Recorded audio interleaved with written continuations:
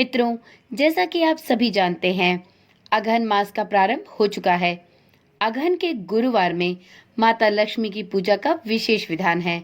अगहन गुरुवार को महालक्ष्मी व्रत की कथा सुनने और महालक्ष्मी व्रत करने से व्यक्ति के सभी दुख, सभी कष्ट दूर होते हैं और माता लक्ष्मी के साथ श्री हरि विष्णु की कृपा भी प्राप्त होती है। तो यदि आपके जीवन में भी अनेक समस्याएं चल रही हैं, चाहे वह समस्या शारीरिक कष्ट से हो, मानसिक रोग से या आर्थिक तंगी की हो, कर्ज से आप परेशान हो, किसी भी प्रकार की समस्या हो, यदि आप इन समस्याओं से छुटकारा पाना चाहते हैं तो आपको भी अगहन मास में पड़ने वाले सभी गुरुवार पे माता लक्ष्मी के निमित्त व्रत करना चाहिए। ऐसा कहा गया है कि जो भी कोई व्यक्ति किसी भी कष्ट से पीड़ित हो, यदि वह अगहन मास में पड़ने वाले सभी गुरुवार पर माता लक्ष्मी के निमित्त व्रत करता है, कुछ विशेष प्रकार की पूजा अर्चना करता है, तो व्यक्ति के सभी दुख, सभी कष्ट दूर होते हैं और उसे माता लक्ष्मी की कृपा प्राप्त होती है।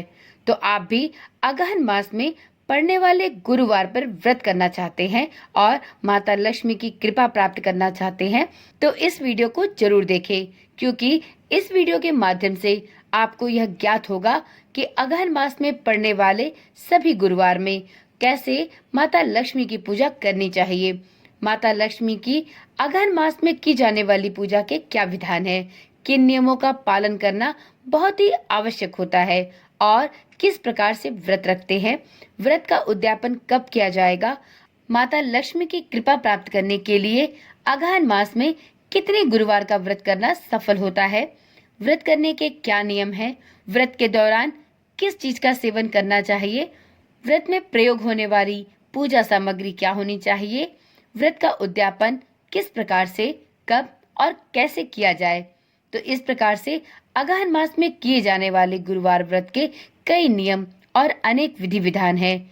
इन सभी को जानकर, अच्छे से समझकर ही अगहन मास के गुरुवार का व्रत उठाना चाहिए।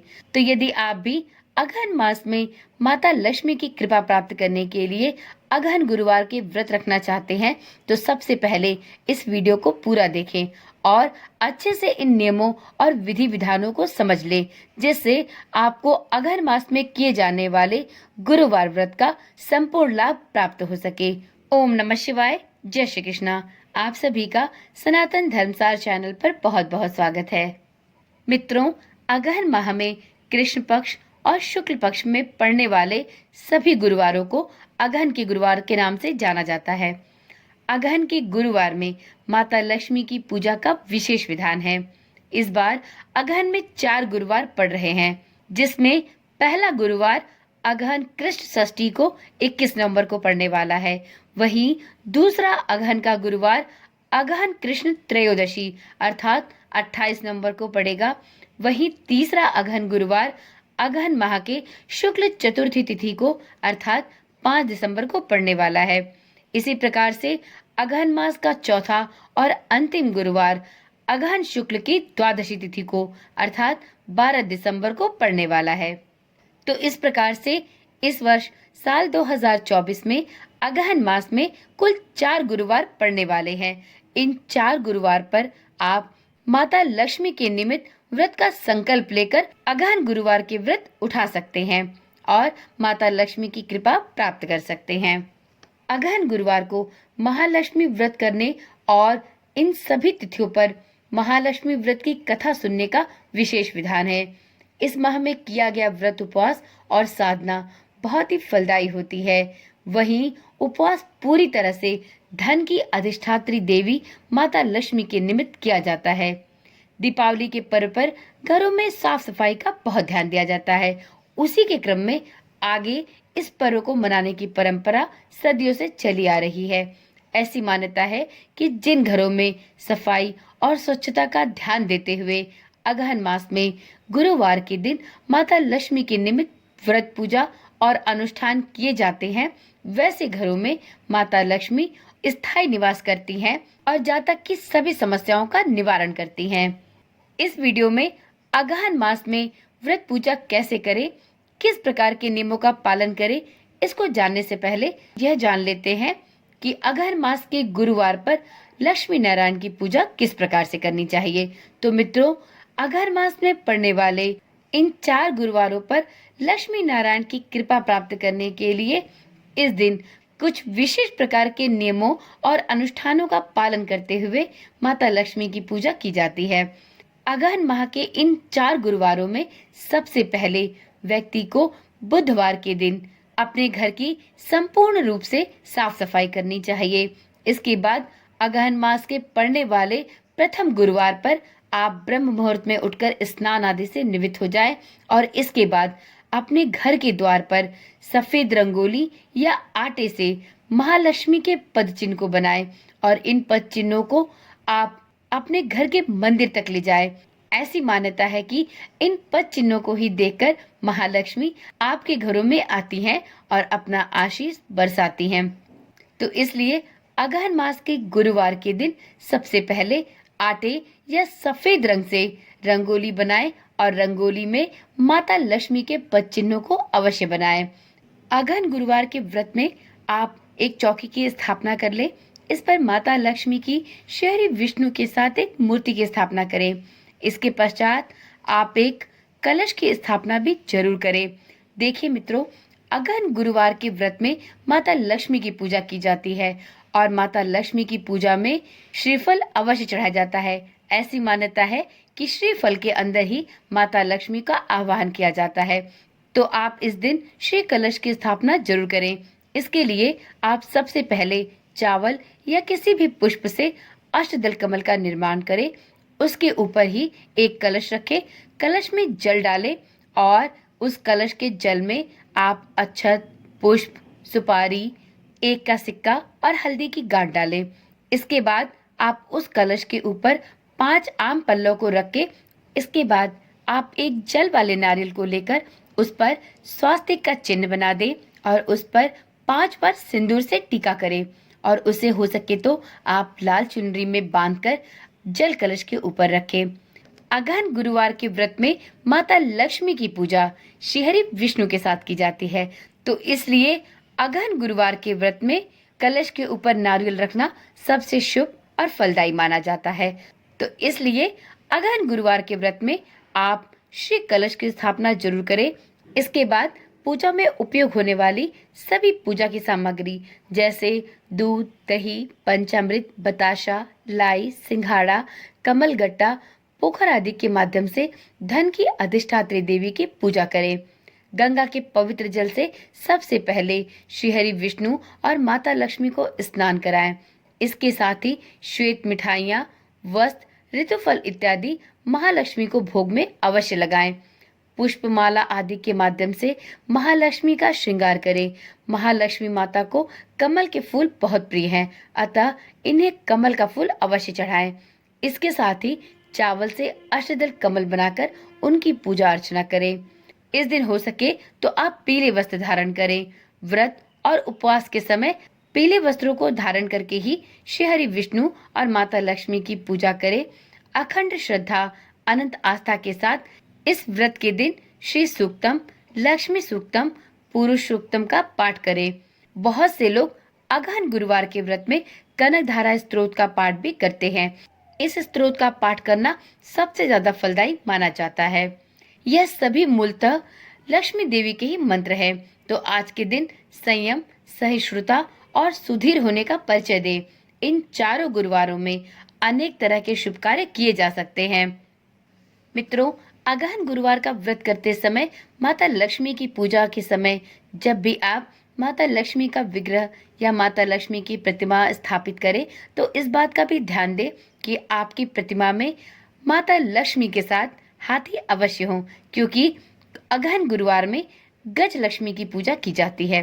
तो अगर संभव हो तो आप हाथी के साथ जो भी महालक्ष्मी की प्रतिमा हो उसी को रखकर उसकी पूजा करें। तो इस प्रकार से आप अगहन गुरुवार में माता लक्ष्मी और उनके साथ श्रीहरि विष्णु की पूजा संपूर्ण विधि विधान के साथ करें। इन सभी मंत्रों का जाप करें और इस दिन विशेष रूप से माता लक्ष्मी की पूजा पूरे विधि विधान के साथ करें। माता लक्ष्मी की पूजा के दिन आप माता लक्ष्मी को खीर का भोग भी अर्पण कर सकती हैं। अगहन मास में किए जाने वाले गुरुवार व्रत के कुछ विशेष नियम भी हैं। तो चलिए मित्रों, अब वीडियो में आगे जानते हैं कि अगहन मास के गुरुवार में किन नियमों का पालन करना चाहिए, कौन कौन से विधि विधान का पालन करते हुए अगहन गुरुवार का व्रत रखा जाता है। तो मित्रों, अगहन माह के गुरुवार के नियम और गुरुवार के व्रत के नियम अलग अलग होते हैं।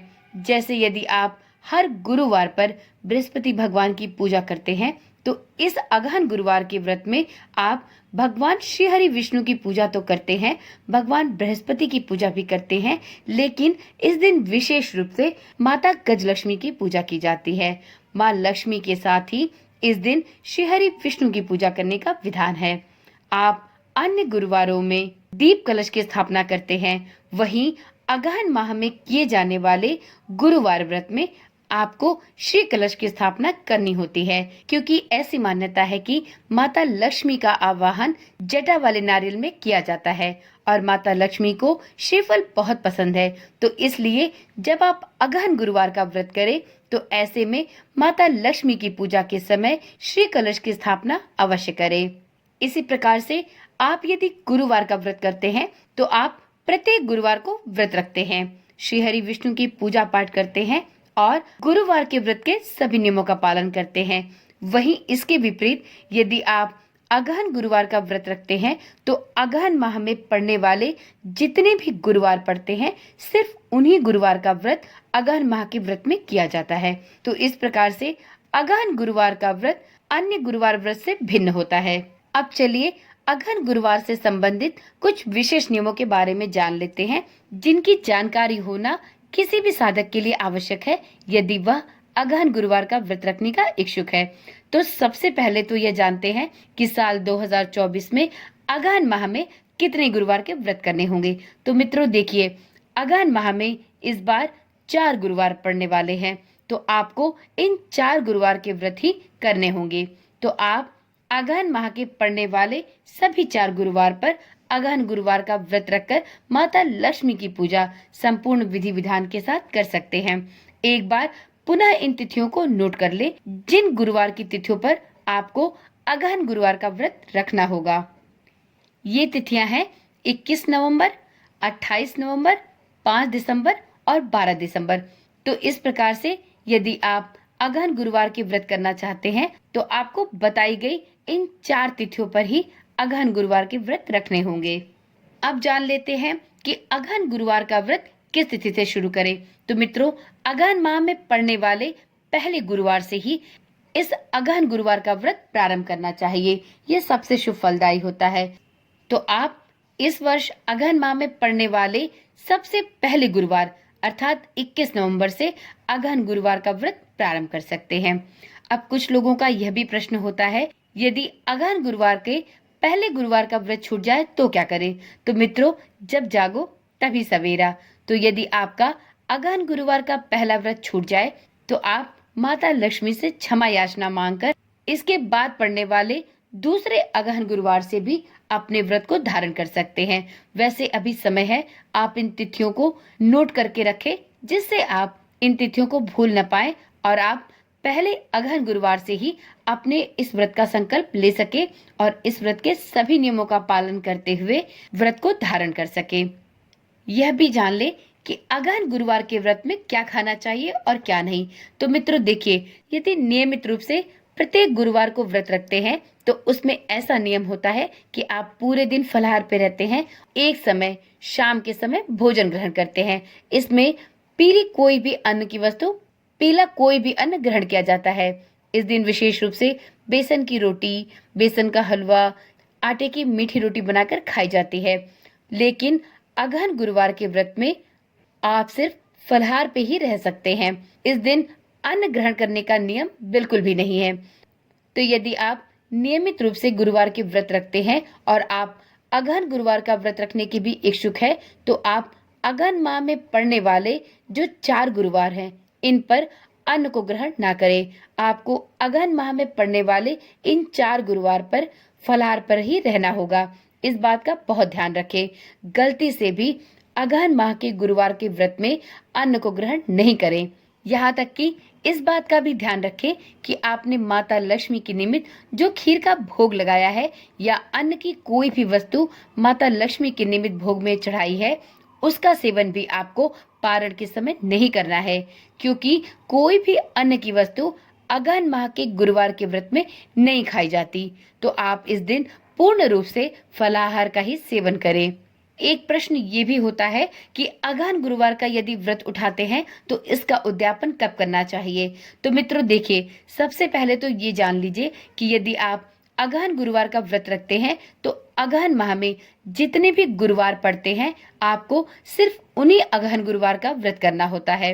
आप इसके बाद अगहन माह के पड़ने वाले अंतिम गुरुवार को भी अपने व्रत का उद्यापन कर सकते हैं, परंतु अंतिम गुरुवार को जब भी यदि आप अपने व्रत का उद्यापन करें तो उस दिन अन्न को ग्रहण ना करें। उसके अगले दिन ही आप स्नान आदि से निवृत्त होकर दैनिक पूजा इत्यादि करने के बाद ही अन्न को ग्रहण करें।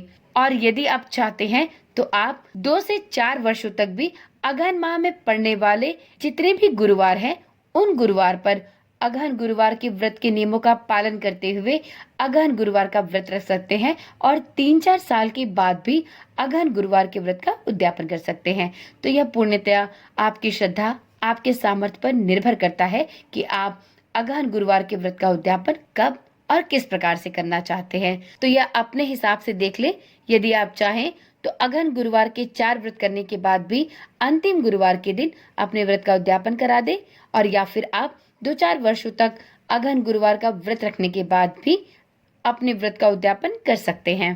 तो यह रही संपूर्ण जानकारी अगहन गुरुवार के व्रत की। मित्रों, एक और बात का विशेष रूप से ध्यान रखें।